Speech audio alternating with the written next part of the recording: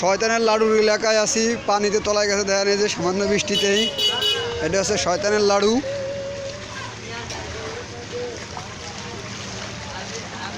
সব লুঙ্গি কাঁচাতে আটা শুরু হচ্ছে। এ আসতে, এটা হলো শয়তানের লাড়ুর এলাকা।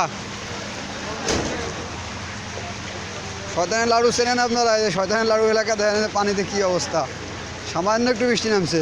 হায় হায় রে,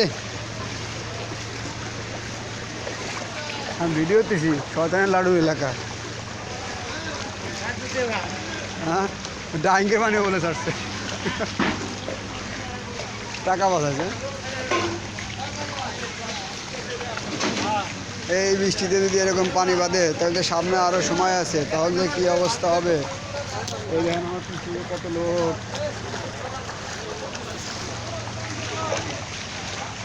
এই অবস্থা।